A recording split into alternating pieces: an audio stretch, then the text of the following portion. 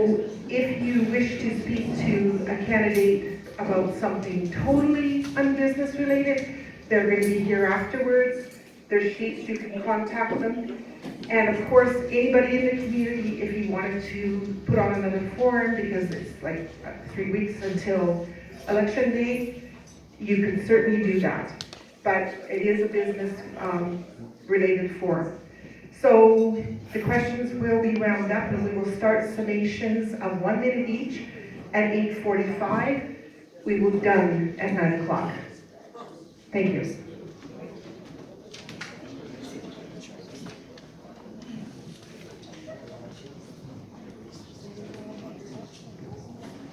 Okay, one of our submitted questions has to deal with the town hall, the property. And there have been the questions as to the state of where it is at. Is the town buying it where it's at in the process? So part one question is, are you in favor of the town purchasing this facility from the developer? And then secondly, are you willing, or would you like to address the current state of affairs of where it's at right now? So, who have we got coming up first?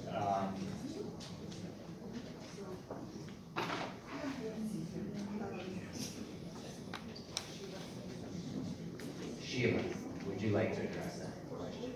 Sorry, do you mind just repeating it again? Okay, the town is presently in negotiations to purchase the town hall from the developers. So one of them, are you in favor of that? And can you or can you not address the process that it's in right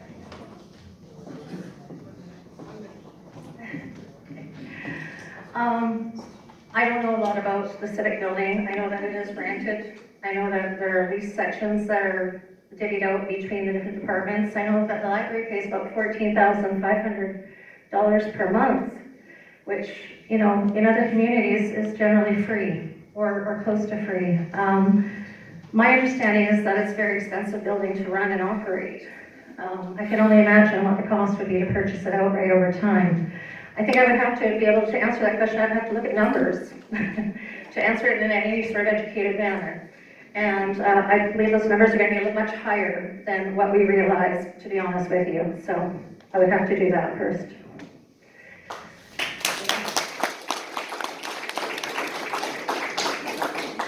Catherine, would you like to address this question?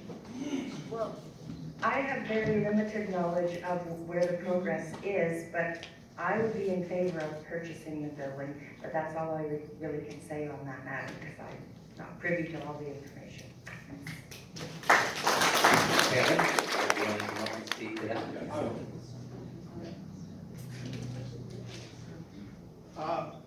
So, I have a minute? Okay. So, first of all, I do want to just clear up something with the library. The town pays for the rent, the town pays for the utilities. Maybe this number that's coming out is maybe wages, but as far as running the library goes, this is on the town. The other thing I would point out is, yes, we want to buy the building.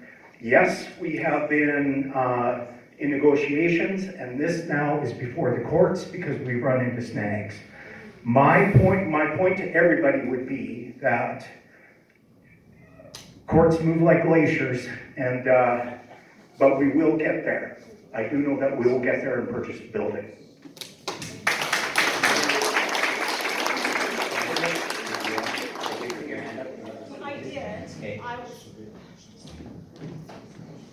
I did put my hand up. Kevin pretty much cleared it up for us, but yes, I'm in favor of buying the building. There is a motion on the books for buying the building, a borrowing bylaw on the books, and we're just in legals right now.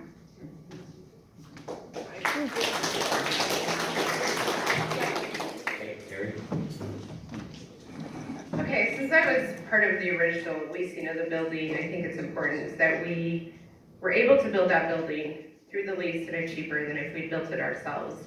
We made the intention to purchase the building almost 3 years ago, and unfortunately, you think you have an agreement and things just don't work out the way that you planned. So it is going through the court systems, and I wish we had a better answer other than we are diligently working with the lawyers to get this done quickly as possible. Thank you. Are there any of the other candidates who want to speak to this? Edmund?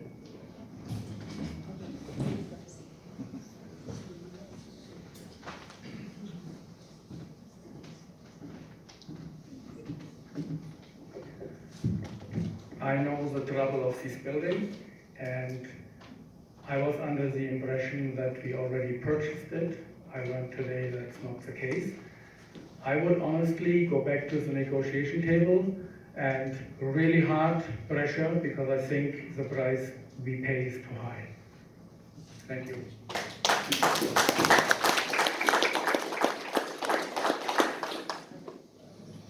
All right, a question. This addresses safety concerns to a certain degree in our community. Well-serviced communities are essential to economic prosperity. So what investments in public, sorry, I jumped the wrong question, so this one's not about safety.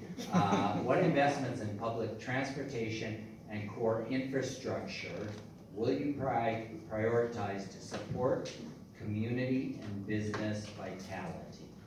So when it comes to public transportation, core infrastructure, how are you looking at dealing with that?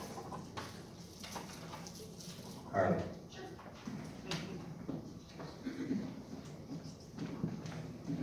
So we have the privilege, within the town of Ponoka, probably 5 to 8 years ago, to watch the transportation challenges between Lacombe, Black Falls to Red Deer. It became a very costly endeavor that they had to shut down. So we learned that that's not really a good option for us to jump on board. I believe that what we need to do is do better with what we have. We have amazing, FCSS runs our transportation with a wheelchair van. We need to put more money into that. We need to make it more diversified, to provide different drivers and put money where it's working versus building something new. The other thing that's probably a personal thing is we need to find a transportation system, whether it be private or otherwise, that has consistency and is integrity and works the hours they're supposed to work, aka taxis. That's it.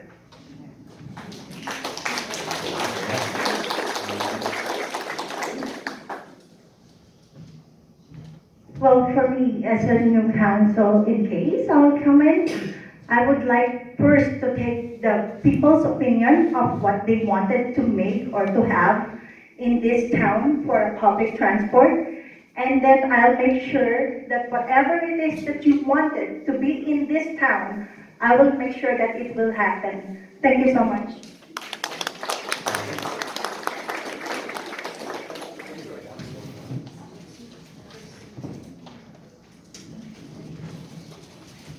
Thank you. I think Carla handled that question about transportation really well. Let's focus on the second part of that question that talked about core infrastructure. As an old town, we only have so much of money to do what we work with. And I think that's where Highway 53 is just an amazing achievement. But if you consider some of the other roads that we have to work with, we get money, your taxes go to the government. It comes back. It doesn't come back 100%. What happens with those dollars in a town like ours? We're going to now have to work with what we have. We're not a young town like Black Falls that can put fancy stuff out that everybody sees. We need to work with the infrastructure that's behind. Like Mayor Ferguson had said at the beginning, with the physical stuff. There's so much of physical stuff that goes on that you don't see that makes your town keep going. And that's what a good council will do to make those things work. Thank you.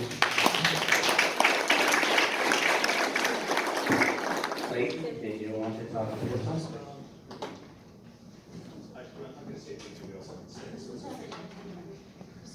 Chris, would you want to speak to this?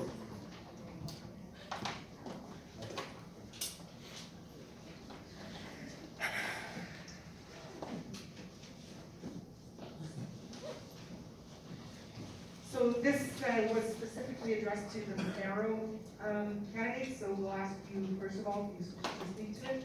What are some incentives you can come up with or ideas for increasing wheelchair, stroller, walking aids for around town? Sure. You're one of the mayor candidates?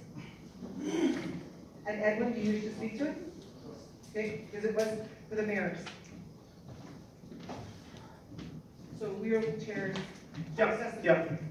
So, you probably see me out there once a year. Sean Campbell and I go for a wheelchair ride. He has a chair for me, and we go around town.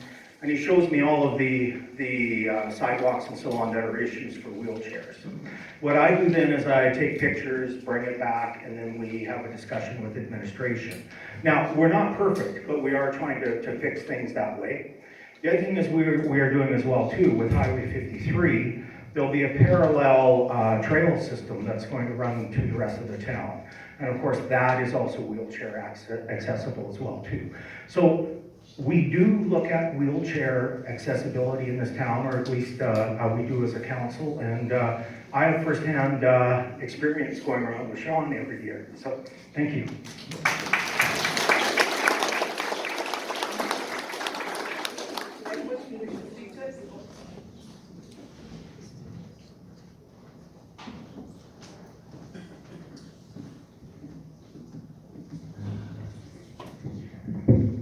Regarding wheelchair accessibility, I think the town is really established downtown, a good portion to move around, the same as with the Highway 53A. But we have a big problem in wintertime.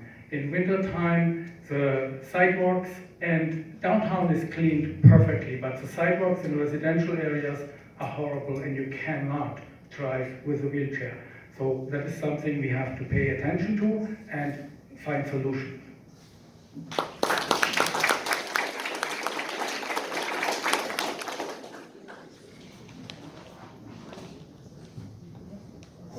Is there anybody else who would like to speak to that one? Okay, Sheila.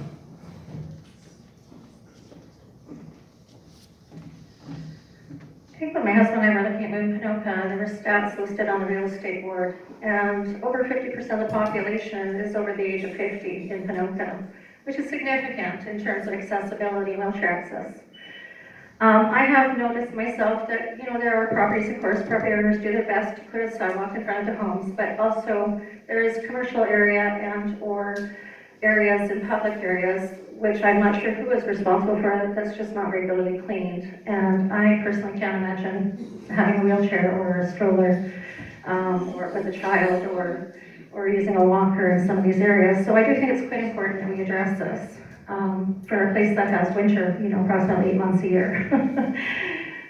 So I think it's quite an important issue as well. Thank you.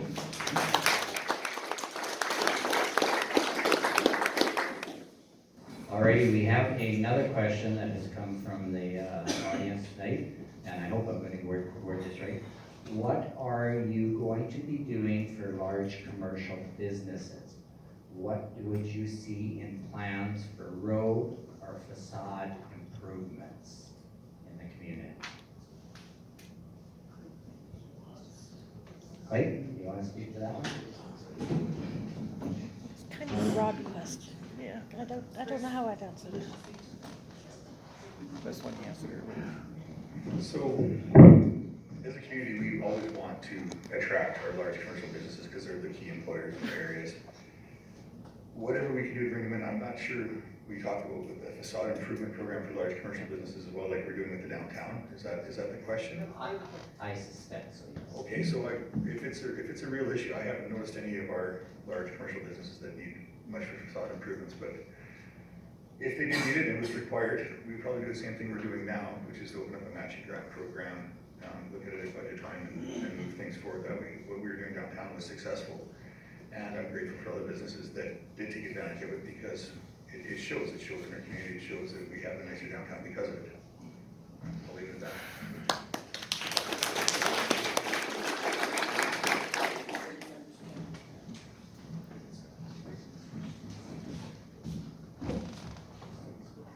So there are two parts to the question. Large commercial businesses, that it's really important to actually attract them. It's not just employment. It's something that helps other businesses in town. We do have a lot of empty shops right now.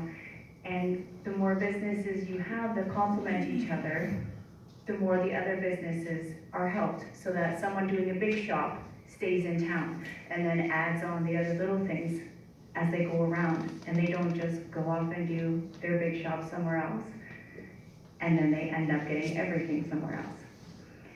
In terms of facade improvements, and that I would hope that large businesses would take on the charm that we try to create, so keeping with the same style that we've used, because you want to create a cute, attractive look for people to want to shop in your area, whether it's large or small.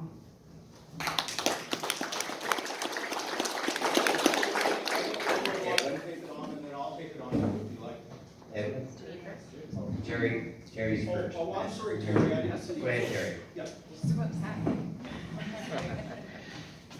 I'm gonna use this to kind of spearhead, because I think that what Ponoka is on the cusp of is growth, and what we need is commercial growth, we need industrial growth. And so when you talk about facade or bringing large companies, commercial companies coming, I feel like what we really need to do is concentrate on our planning department and have some flexibility in order to make it attractive for a developer to come and actually develop commercial lots so that businesses want to come here, and then they could do, and then what Clayton had talked about with the facades, I think that's what commercial businesses are looking for. I'm happy to start a program like that because I think it helped downtown, and I want to continue to help for commercial businesses. But my biggest point is we need to spear development, and doing that in making flexibility in planning. Thank you.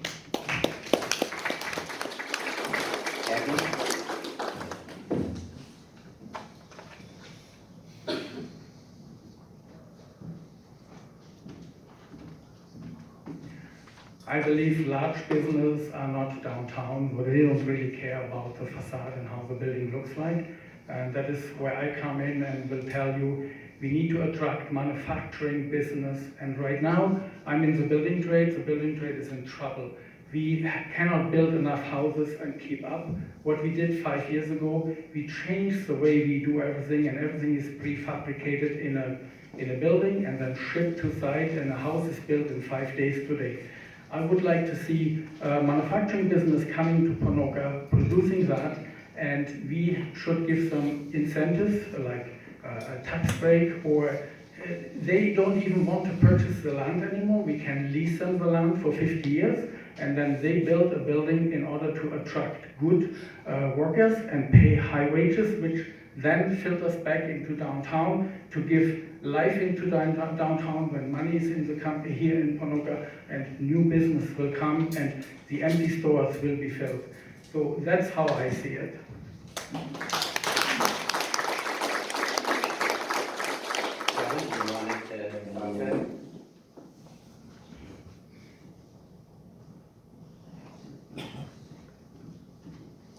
Yeah, just in terms of commercial business, I want to speak to the Froman Industrial Park. And so it's been about 6 years, I think, since we put a new road in there. Things that I'm pretty sure lots of folks my vintage knows, there's plenty of secrets in the Froman Industrial Park in terms of issues and so on. I probably think it's a high time that we look at addressing at least another road in that particular part of town as well. I know like there are bigger ideas in terms of, and we can look at those too in terms of attracting other businesses in. But one of the things that also attracts businesses in is to make sure that you have the infrastructure to deal with them as well. And so, like in Froman, we're not sometimes just talking about roads, we're also talking about drainage and things of that nature as well too. And it's very, very important that we look at that as well, so that we're prepared when we bring new business in. Thank you.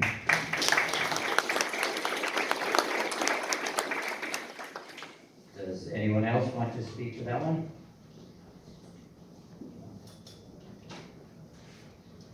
Okay, this is about improving government accountability. Understanding the impact of taxes and fees is critical to sound policy making.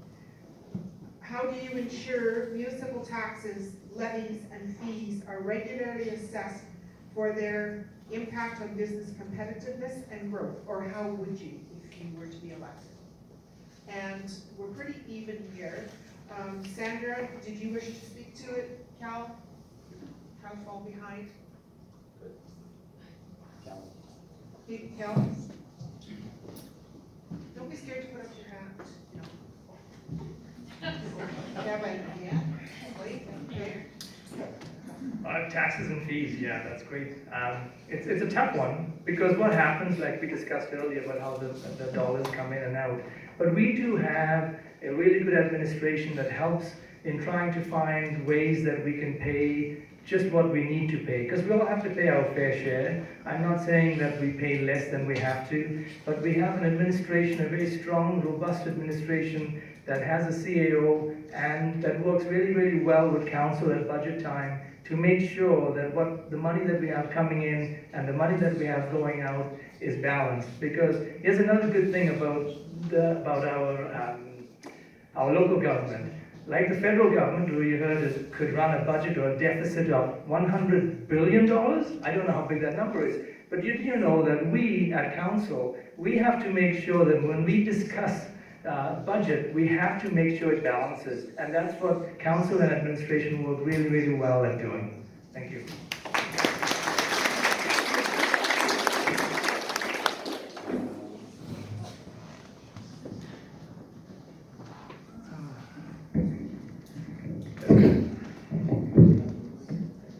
When it comes to electrical fees, in my first term, I went on record and I actually had the town cut a lot of their service fees and charges that we were using for our businesses and our residential. I've been doing that pretty much since I came on board. We debate and we question everything. As our fees come up, you need them to run your community, you need them to run your town, but we're always looking for ways to find alternative sources of income. There's only one taxpayer, and a fee is still a fee. User fees are handy, but they still come from the same pocket. Councilman Hill brought this up earlier. We've actually found a way, we're working in a partnership with a company to sell our effluent water instead of having to pay to treat it. This is one of those things that's going to actually bring us income into our community and not be a cost. And I'm going to continue to look for opportunities like this in order to keep this community thriving without having you pay for every decision I make.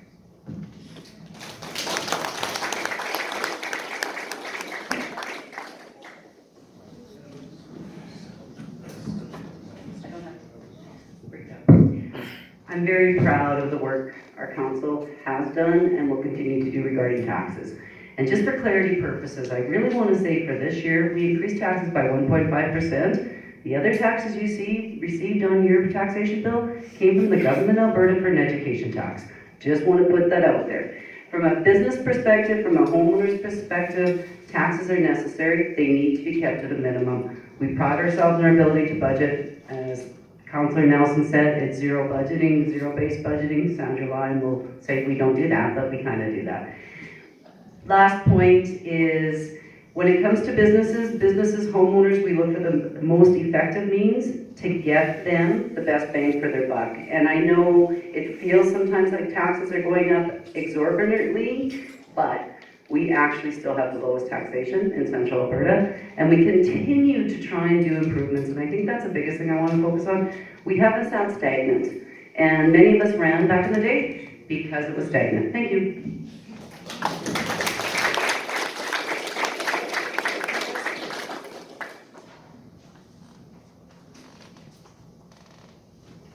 Narrow candidates have lots to say.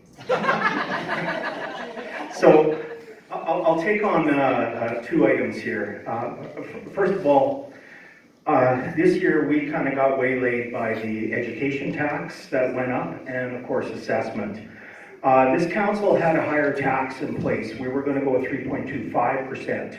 And once we saw the education tax and the way the assessments had gone up, we reconvened and dropped it by 2%. I also want to talk to what Clayton has talked about, and this just came out last week. We've been working for over a year and a half on a deal with Baytex to sell our effluent out of our lagoon to the Dubonnet, which is out in the Bluffton area. We have an agreement in place now, and we are probably looking for sometime in 2026 for them to put a hose in our effluent. We have just under 1 million cubic meters. We will be selling that effluent at $1 a cube. So in terms of taxation, we are looking at probably 7% in terms of actually not having to tax our folks, but we're getting money back. Thank you. 12, I'm sorry. But choose my math person.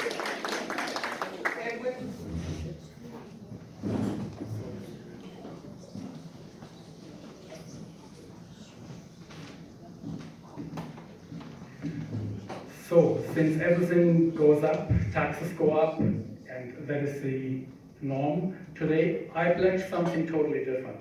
I want to help you to get incentives. We have to now actually recognize that the climate is changing. So, we are in drought condition right now. If people work with me for the next 10 years to save 30% of tap water and collect rainwater, then you will receive an incentive. That is not a tax, that is like a discount on your tax. The other thing is, if you are investing in solar panels, because it gets hotter and we get the electricity for free, you get an incentive from the town back. It's the same thing. So not a tax, it not get taxed on top, you get money back for investing into the future and to help us to overcome what is coming towards us. We don't know. Thank you.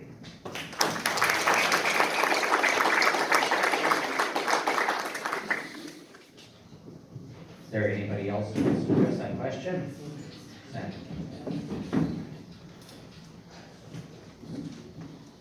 I guess just a quick comment. The current council, I feel, has always worked really hard at not reducing services when planning through budget with tax increases. So we do our best to continue having our services that we expect from the town and providing more services where we can while still keeping our taxes low.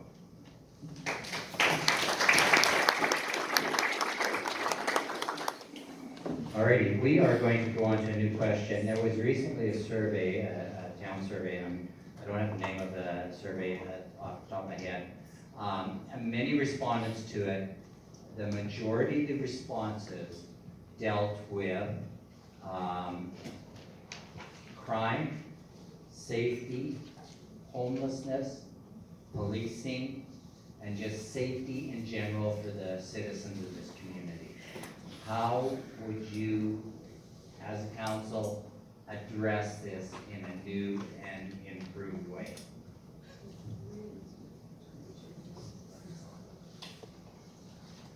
Okay, alrighty, let's go with Lorenzo first.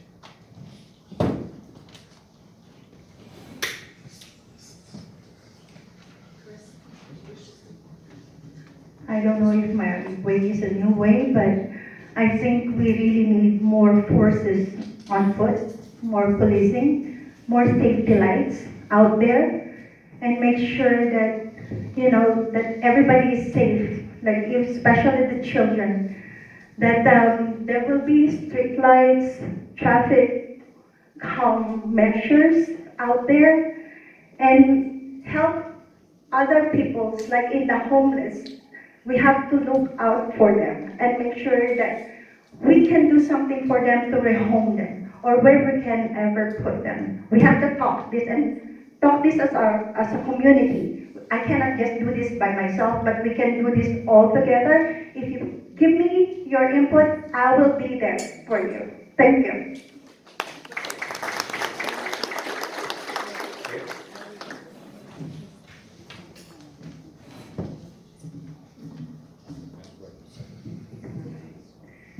So safety is huge. We already talked a little bit about sidewalks.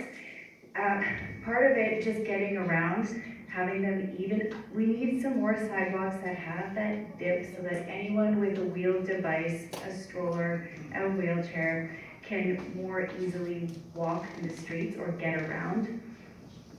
Lighting has been mentioned, absolutely better lighting.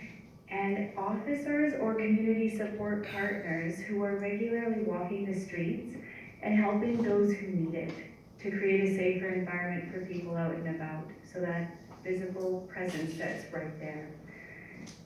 In terms of homelessness, so this is not a problem we can bury our heads in the sand about, and the conversation starts here at the municipal level, but this is something we need to collaborate with other municipalities and levels of government on. It's Okay, that's your time, thank you.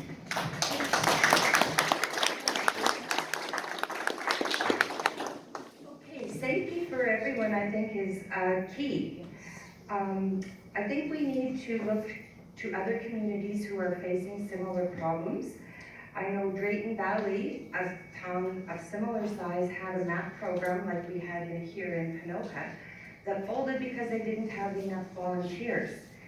They replaced it with something they call the Shelter Pods program, and that's where the town of Drayton Valley has brought in used oil field camp trailers, renovated them with the help of local businesses and volunteers, and they have had federal and provincial grants to provide this shelter for homeless people.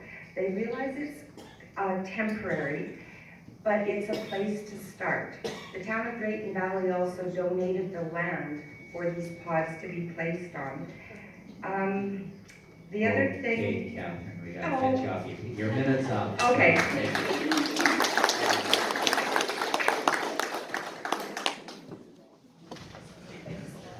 Thank you.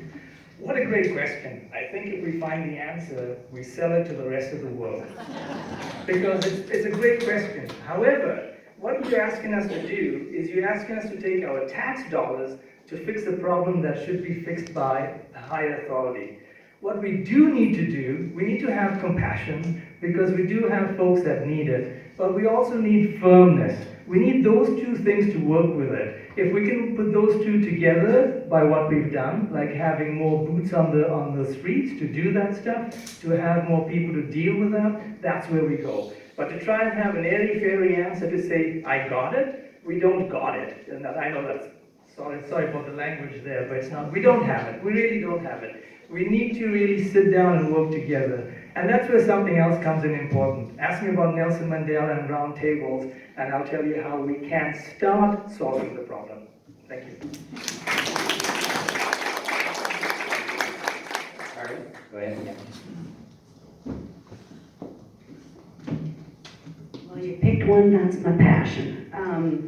So I'm going to speak a little bit from a government perspective. There is a program coming forth, and government is invested in compassionate intervention. So as Councillor David said, it's being compassionate with firmness. So it's an actual legal